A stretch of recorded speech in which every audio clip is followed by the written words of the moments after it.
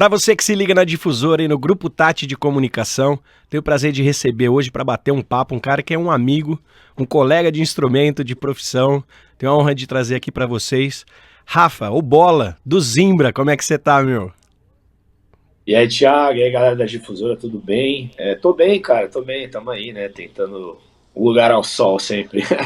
Sempre, esse lugar para ser independente, que vocês transitaram por muito tempo, é essa batalha que depois, quando a gente deixa de ser independente, cara, isso é uma alegria, né? Nós vamos falar muito sobre isso, mas queria falar já convidando a galera, porque tem show da Zimbra aqui em Ribeirão, não é isso? Tem show sexta-feira agora no House Drinqueria, enfim, geral convidado aí, vamos chegar junto que vai ser bonito. Mas vamos fazer o seguinte, vamos dar o serviço completo. É sexta-feira agora, dia 20 e... Dia 21 de junho, na House Drinqueria, a partir das 20 horas abre a casa de show, mas o show eu acredito, depois a galera fica ligada na página lá, mas deve ser por volta de 10 horas da noite, 9h30. Mas a partir das Bacana. 8 a casa está aberta já pra curtir. Legal, tá todo mundo convidado aí, som de qualidade. Vou falar aqui, a banda hoje formada pelo Rafael Costa, o Bola, esse que vos fala, Vitor Fernandes, Guilherme Góes e Pedro Furtado. É a mesma formação desde o início, Bola? Sim, na verdade a gente está nessa formação desde 2011, né? Mas a gente conta como a formação da Zimbra mesmo, porque antes disso tinha outro nome, era outra galera, mas desde 2011 a gente está junto. Então é meio que a mesma formação, sim. Entende? E vocês são todos de Santos, é isso? Porque a banda é santista, não é? Banda de Santos, nascemos e crescemos lá. Eu que me mudei recentemente aqui para São Paulo, mas sempre que dá eu dou uma escapadinha lá pra praia, que não tem jeito, né? O costume é fogo. E qualidade de vida também, né? Pra quem... Você nasceu lá em Santos ou não? Nasci, cresci em Santos, enfim, é bem diferente daqui de São Paulo mesmo. Eu tenho adorado morar em São Paulo e tal, muito, enfim, né, coisas muito diferentes uma da outra, mas Santos tem dá uma relaxada na mente que tá maluco, eu não troco por nada não. Eu tive a felicidade de morar no litoral também, cidade com praia assim, tem uma vibe diferente, uma energia diferente, parece que tudo tem um tempo diferente, é mais agradável, parece que é mais tranquilo, né? Total, eu sou particularmente muito fã, assim, pretendo me aposentar e morrer lá, talvez, vamos ver, tomara, mas é bem diferente o ritmo mesmo, cara, as coisas são bem diferentes lá. Pô, bacana. São 4 discos lançados, 3 de forma independente. Primeiro em 2013, né? O Tudo, Nada e o Mundo. Aí depois veio o Azul em Isso. 2016, Verniz em 2019. E em 2022 veio o Sala 2, com o Midas, né? E aí vocês assinaram com o Aham. Midas, produziram com o Rick Bonadio. A gente começou esse papo indo mais ou menos por esse caminho, né? Queria que você contasse, assim, pode ficar à vontade para contar com detalhes, cara, porque é uma batalha mesmo. Você falou, pô, a gente tá aqui na batalha, segurando a bandeira da música independente no começo, né? Da música autoral, que começa independente, aí quando a gente consegue chegar numa gravadora, a gente consegue ter um salto aí, é nítido perceber, mas a galera não sabe muito dos detalhes. Conta pra galera o que mudou, né? E o quão importante foi essa batalha até chegar numa gravadora, que hoje é super respeitada, né? O Rick é um cara super respeitado, o Midas vai na onda mesmo, onde toca vira ouro, né? Sim, cara, a gente foi primeiro que foi uma conquista muito legal assim na época que veio, porque a gente já tem muitos anos de banda, né? Enfim, a gente tem 3 discos lançados de forma independente. Então, quando chegou esse convite, essa oportunidade de trabalhar na gravadora, a gente viu como o resultado de um trabalho que a gente já estava fazendo há muitos anos, sabe? Não foi uma. A gente não tava meio de aventura, assim, né? Tipo, galera, vamos tentar já começar a banda do jeito mais forte que der e tal. Cara, a gente foi construindo tijolinho por tijolinho desde que a gente começou.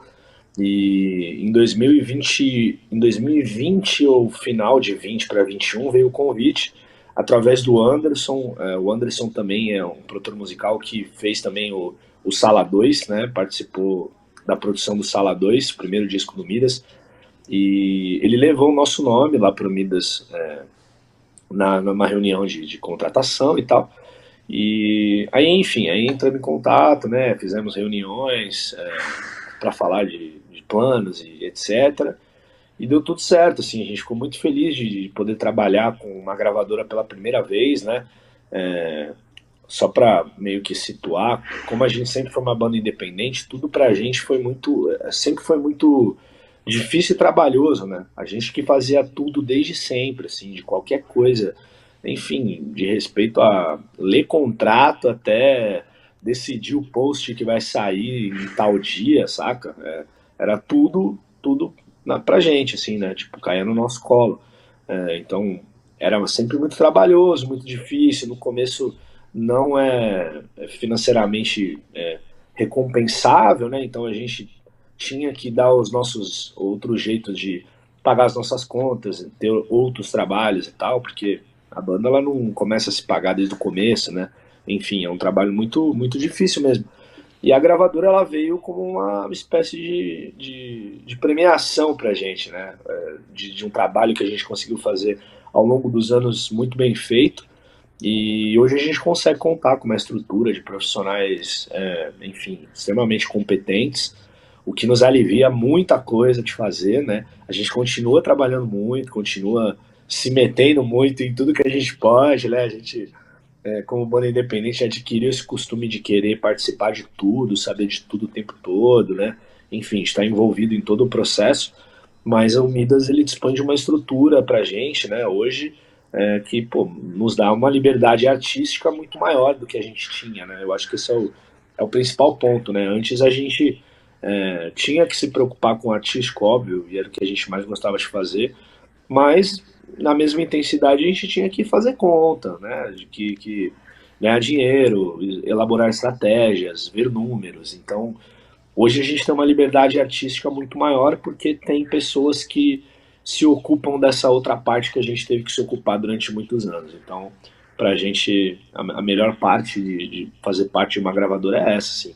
Poder focar muito na parte artística e musical, que era o nosso sonho desde sempre, né? Bacana, sem dúvida, e um trabalho recompensado mesmo, como você disse, porque mesmo antes de vocês assinarem com o Midas, vocês já tinham feito festivais importantes, né, cara? Vocês fizeram Lollapalooza 2015, fizeram Rock in Rio em 2019, então assim, foi uma chancela bacana para que tudo isso acontecesse, mérito de vocês, sem dúvida, né? E de quem ajudou tudo isso a acontecer.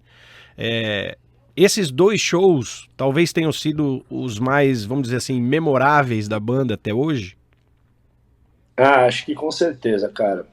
A gente fez shows maravilhosos, tirando o Lollapalooza e o Rock in Rio, só que são dois marcos que pô, é muito simbólico, né? Inevitável de não falar, porque são coisas que a gente sonha desde que a gente começa a tocar, né? Tipo, sei lá, tipo, jogar uma Copa do Mundo, tá ligado? Pra quem Sim. começa a ser jogador de futebol e tal.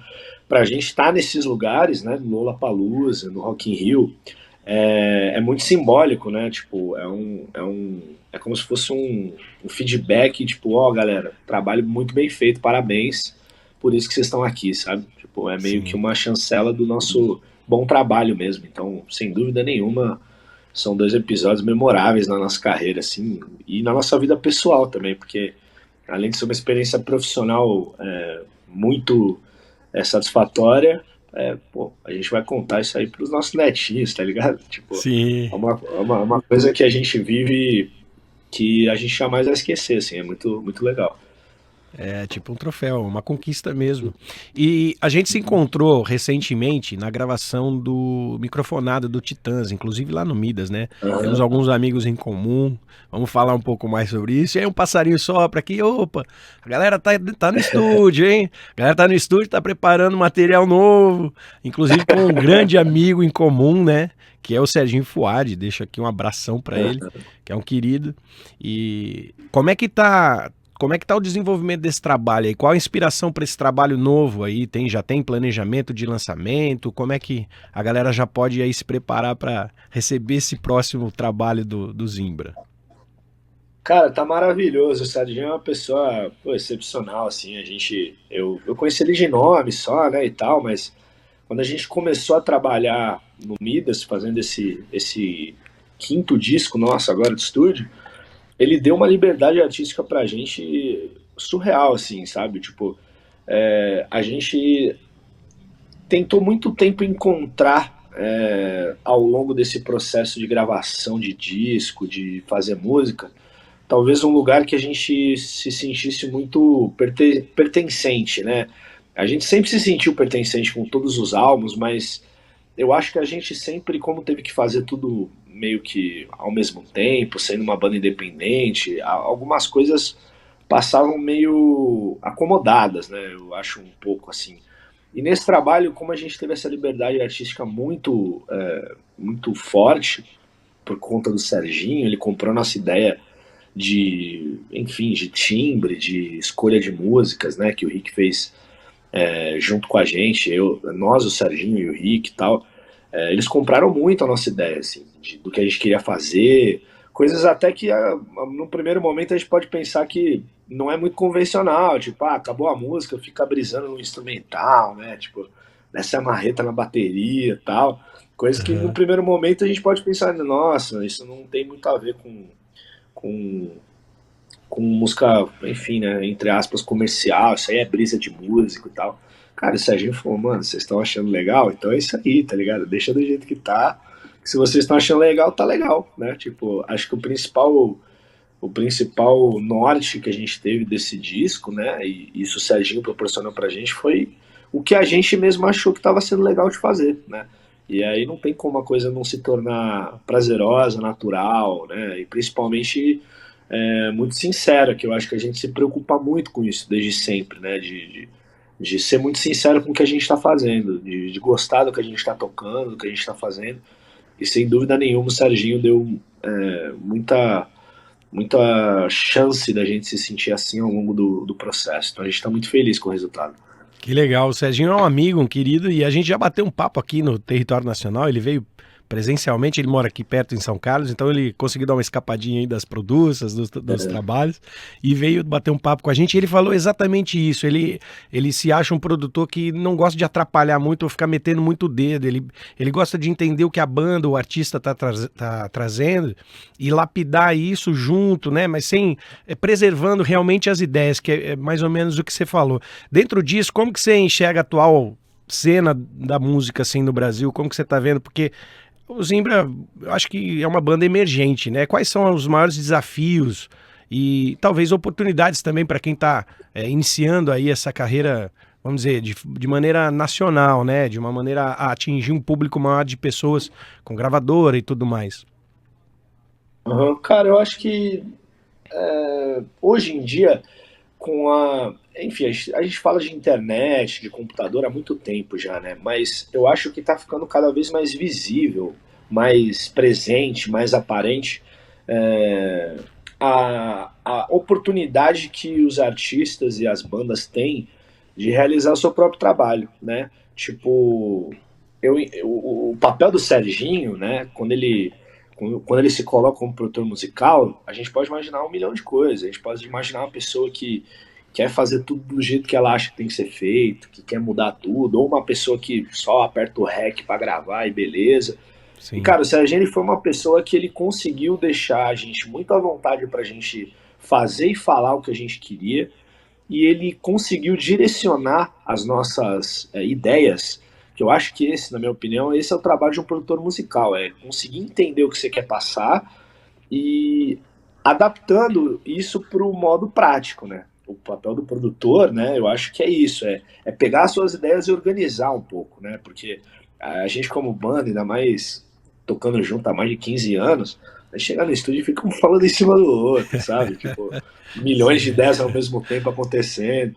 E o Uhum. Serginho, ele era o meio campista, era o cara que pegava a bola e falava, ó, tu vai pra lá, que eu vou tocar essa bola aqui primeiro e depois essa bola vai chegar no teu pé. Então eu acho que ele conseguiu fazer isso com muita maestria, conseguiu organizar nossas ideias muito bem, conseguiu dar a cara dele pro trabalho também de uma maneira que não interferisse no que a gente queria fazer. Isso é muito difícil de fazer também, né? Tem muito disco que fica com o cara do produtor musical e nem um pouco com o cara do artista. E o Serginho ele conseguiu deixar o disco com a nossa cara e com a cara dele, né? Ele conseguiu como é que eu falo, juntar essas duas possibilidades de um jeito muito competente. Então, hoje em dia eu enxergo o cenário muito rico, muito diverso, né? Tem, eu acho que tem muita gente fazendo muito trabalho diferente e muito legal, e acho que tem espaço para todo mundo, né? Antes eu acho que rolava uma sensação de competitividade, talvez, de bandas e de artistas e tal. Talvez isso até role, né, no grande mainstream, eu não sei porque eu não Uhum. faço parte. Mas hoje a gente está inserido num local onde a gente consegue enxergar que a gente tem o nosso espaço e que a gente vai lutar para atingir o máximo que a gente puder dentro desse nosso espaço, né? Tocar para essas pessoas que a gente sabe que gostam do som que a gente faz e chegar em pessoas que a gente acha que gostariam de ouvir o que a gente está fazendo, sabe? Sem dúvida. E você lembrou aí uma ferramenta muito importante, que acho que até é legal você contar isso pra gente de maneira mais aprofundada. O Zimbra é uma banda que aconteceu meio que por conta desse lance da internet, essa facilidade, né, do acesso da galera, de divulgação das bandas independentes. Então vocês conseguiram aproveitar muito bem isso, engajaram a galera, né, a base de fãs e tudo mais. Conta um pouco sobre isso e como vocês se encontraram, né? Como foi o começo da banda? É, já foi assim na internet também ou não? Foi mais ou menos. Na real, assim, começou na barriga da mãe, né? Eu sou primo do Vitor, e o que é o guitarra e tal, então a gente começou a tocar meio junto. O Vitor começou um pouco antes de eu começar a tocar e tal. E aí o Pedro era amigo de escola, ele estudava na sala do Vitor, e depois a gente acabou se conhecendo, e o Pedro tinha uma banda com o Guilherme, que era amigo de outra escola do Pedro, enfim, Santos, cidade pequena, a gente meio que todo mundo conhecia todo mundo, e aí a gente em 2011 se juntou para começar a fazer a coisa um pouco mais profissional, né? Tipo, quando a gente é mais adolescente, a gente só quer saber de tocar, né? O resto não importa. Se teve Sim, sim. lucro, se não teve. A gente dá um jeito de se É virar, mas gostoso. depois a coisa vai ficando. Mas depois vai ficando sério, depois vai chegando o aluguel pra pagar, tá ligado? Começa na Então. garagem e vai saindo da garagem, né? Aquela coisa Exato, toda. exatamente. Então a partir desse momento a gente foi profissionalizando a coisa e tal. Massa. Mas foi dessa maneira, assim. E desculpa, eu esqueci a primeira pergunta que você fez. Não, o lance da internet, né? Porque a internet ajudou Ah, sim. muito isso, né? E então acho que meio que se confunde com a história da banda. Você tinha o seu primo e tal, mas e aí, como é que foi juntando o restante da galera ali? Não, com certeza absoluta, assim. Sem a internet, eu não sei se a gente conseguiria estar fazendo o que a gente faz hoje, porque a internet foi um veículo que possibilitou a gente de fazer música e conseguir chegar diretamente no ouvinte, tá ligado? Eu acho que isso é muito.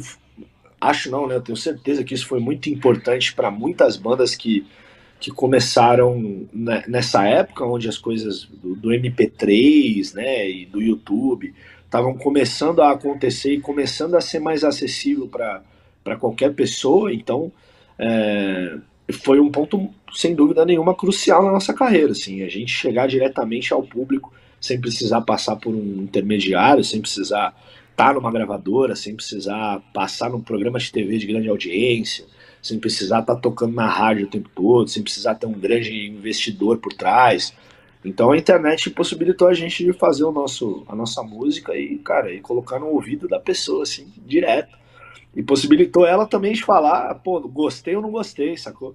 Então a Sim. gente conseguiu trilhar o nosso caminho de uma maneira independente porque a gente conseguia falar com o nosso público diretamente desde sempre. Então, sem dúvida nenhuma, a internet possibilitou a gente de ter uma carreira musical. De maneira muito rápida, né? Essa comunicação com a galera na internet é algo que é surreal para quem viveu o tempo antes da internet, né, cara? É algo incrível mesmo. E Santos é o celeiro, porque a gente tem ali, tem uma cena que acontece há muitos anos, com o Charlie Brown isso ficou muito escancarado assim, né? E todo mundo buscou Santos. Não, mas a galera lá de Santos, várias bandas de lá, né, vieram e vocês já são de uma outra geração que aproveitou tudo isso que aconteceu na cidade e tá modernizando, tá trazendo ideias novas, né, a partir de tudo que aconteceu lá.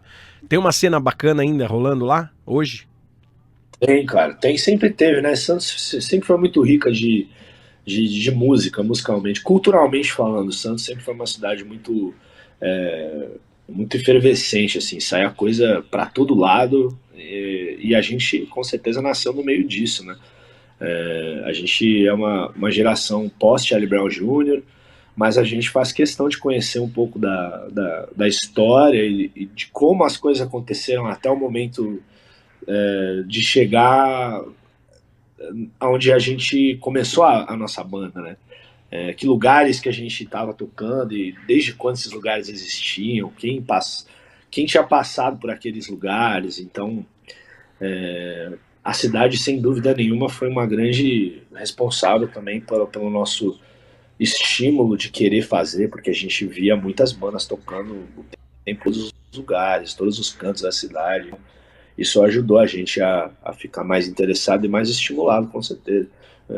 Para citar o Garage Fuzz, acho que um pouco na mesma época do Charlie Brown Jr., e aí depois nos anos 2000 começou o lance das casas de show terem públicos mais diversificados, né? Você conseguia reunir muita gente para fazer um festival, enfim, eu acho que a cidade com certeza ajudou muito a gente a se estimular. E Santos, assim, geograficamente falando, né, por ser uma cidade pequena, ficava muito fácil da gente se encontrar para ensaiar, para fazer coisa, né, enfim, para tocar a banda, né.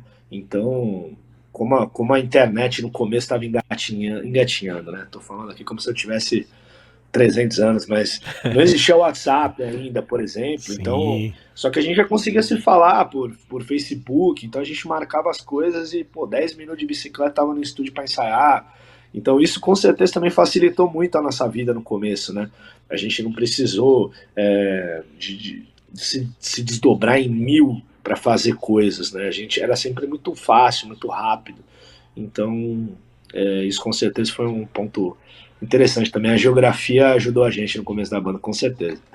Isso é bacana e acho que a geografia ajuda também, porque é uma cidade turística, né? Se fosse uma cidade pequena, mas não tivesse toda essa efervescência cultural que você lembrou bem, eu acho que os caminhos seriam outros, né? Eu fico curioso e sempre pergunto pra galera aqui o seguinte: o processo criativo, como é que era isso? Você já falou que era fácil reunir a galera para ir pro estúdio e tal, mas já chegava com uma ideia ou as ideias iam nascendo juntas ali?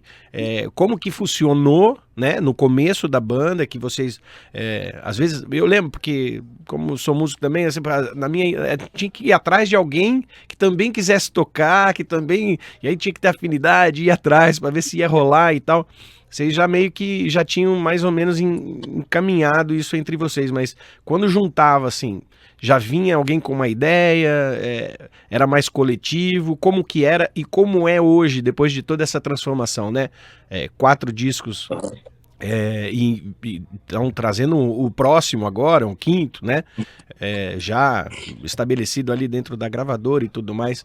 Ainda tem aquela pureza, vamos dizer, do processo criativo de falar, pô, olha essa ideia aqui e tal, tudo tá muito WhatsApp hoje, porque hoje tá fácil compor à distância, né, meu? Cara, puta, a gente com certeza. Uma coisa que se manteve muito foi que eu sempre tive muita facilidade, assim, entre aspas, né? Eu sempre escrevi bastante música em quantidade.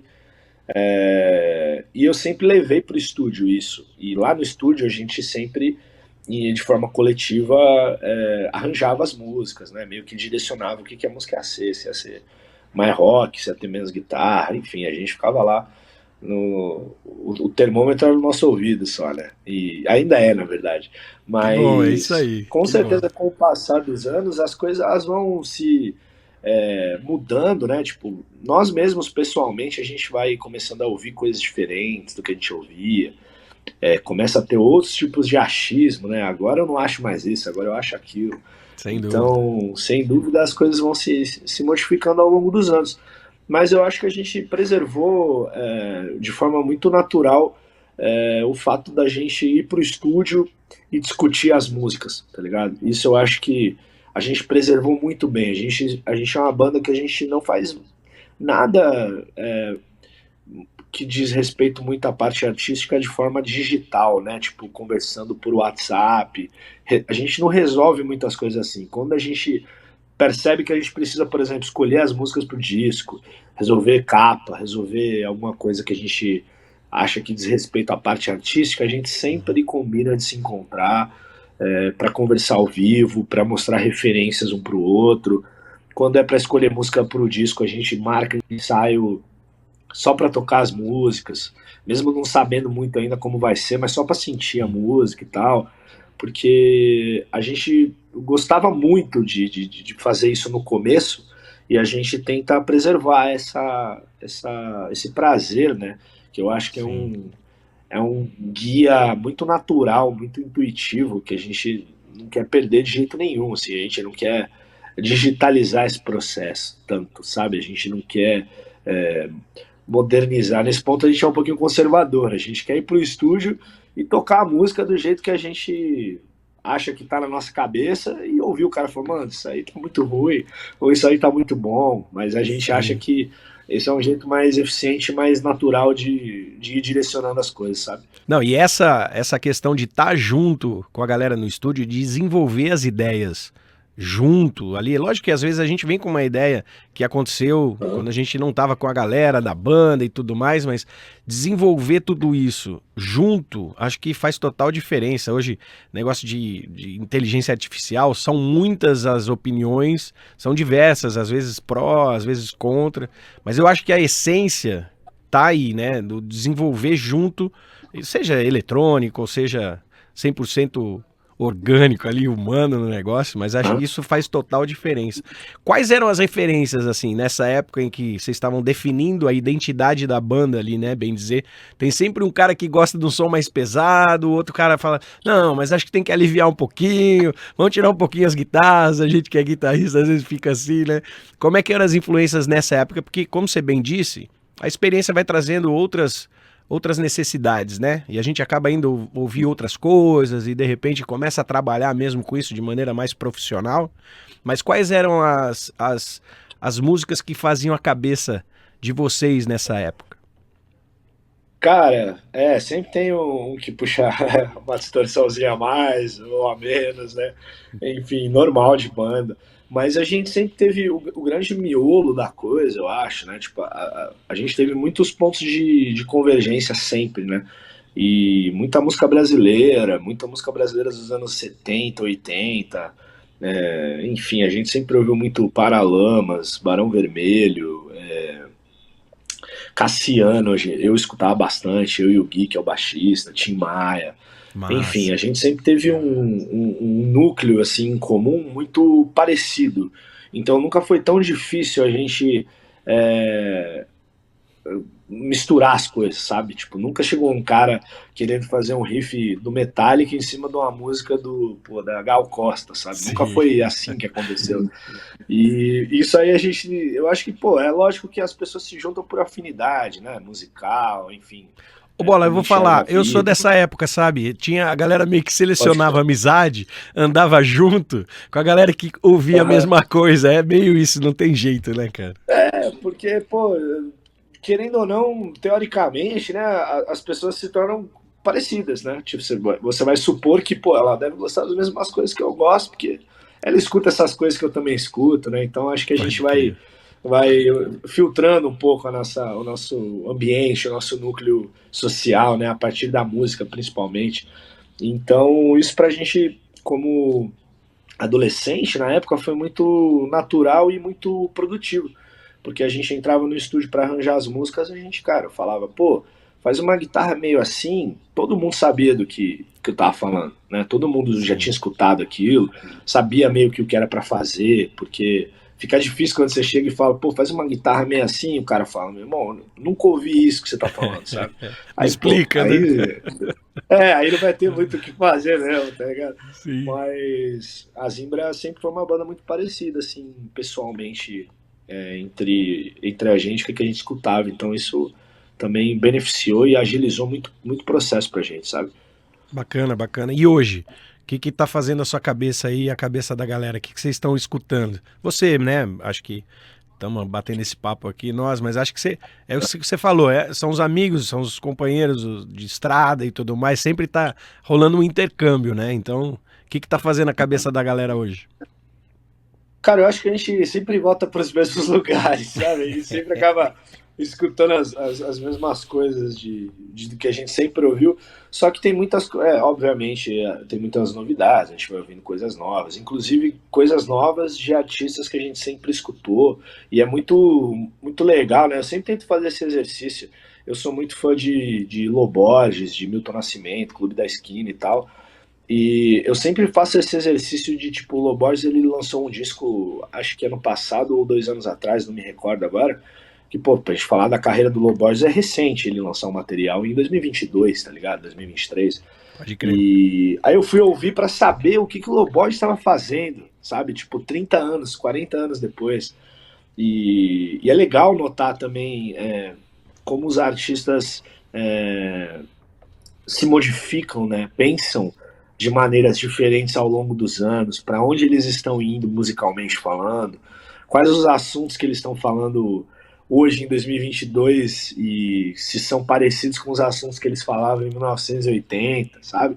Sim. Então, eu gosto muito também de fazer esse exercício de ir procurar coisas novas de artistas que eu ouço há muito tempo. Então, Clube da Esquina é algo que eu sempre ouvi, né? Nunca parei de escutar, né? Enfim. Música popular brasileira, eu acho que sempre foi algo que me encantou muito e me inspirou muito também, né? Eu sou muito fã da música popular brasileira, assim, desde sempre. Muito bacana. E eu espero que, como esses artistas que são referência, né, pra você e pra galera aí, vocês sigam atravessando gerações, porque, né, já estamos há mais de uma década aí na batalha com a Zimbra, não é? Ah, pô, amém. A gente vai É vencer por isso. insistência, cara.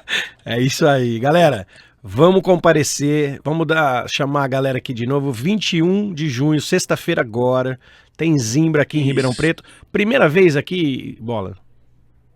Na verdade é a segunda, cara. A gente tocou pela primeira vez aí no ano passado, na turnê de 10 anos do nosso primeiro disco, do Tudo Nada é o Mundo. E a gente tá indo pela segunda vez aí em Ribeirão tocar.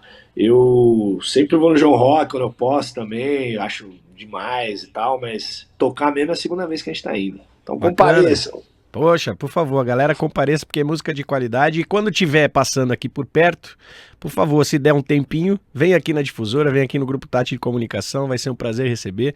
Obrigado pela participação, sucesso e espero que a gente se veja dia 21, hein? Valeu, obrigado aí, Thiagão. Valeu toda a galera da Difusora e dia 21 a gente conversa ao vivo. Valeu, galera. Ribeirão é Difusora.